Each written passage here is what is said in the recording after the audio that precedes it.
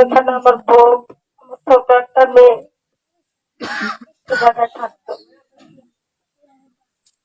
তখন আমার মেয়েটার কাছে একটা ছেলে এসে খবর বলে যে আপু, আপনার ভাই আইডি গেটের সামনে গুল্লি খায়া বসে আছে।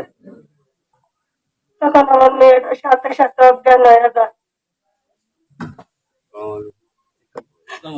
অজ্ঞান হয়ে যাওয়ার পরে যে এলাকায় থাকতো ওই এলাকার ছেলেপেলেরা সহকারে আমার মেয়েটারে নিয়ে ওই রোডে যায়। ওইখানে গিয়ে দেখে আমার ছেলে নাই।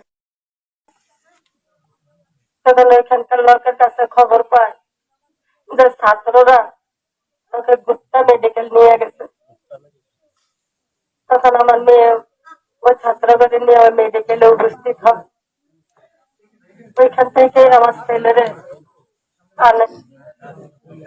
আনার পরে ওই ঢাকার যে এলাকায় থাকতো ওই এলাকার লোকজনে কিছু টাকা পয়সা তোলে। তুলে আমার ছেলের ওইখানটা নিয়ে দাফন করে আমার ছেলের লাশ বাড়িতে পোষায়। ছেলের মুখ দেখি। আমি একজন শহীদের মা হইয়া আমি সরকারের কাছে এই আবেদনটাই করব যে প্রত্যেকটা শহীদের বিচার সুস্থভাবে যে হয়, প্রতিটা আহতদের সন্তানের চিকিৎসা সরকারের থেকে কার্যকর করে। আমি একজন দক্ষিণী মায়ের সন্তান হারাইছি, শত শত মায় হারাইছে সামনে দিয়া।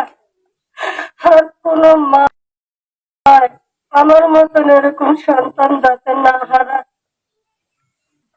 আমার মতন এরকম কাঁদতে যে না হয়, আমি শুধু এটাই সরকারের কাছে দাবি করলাম। সরকার যাতে সুস্থ বিচার বাংলাদেশের ভিতরে স্বৈরাচার করে।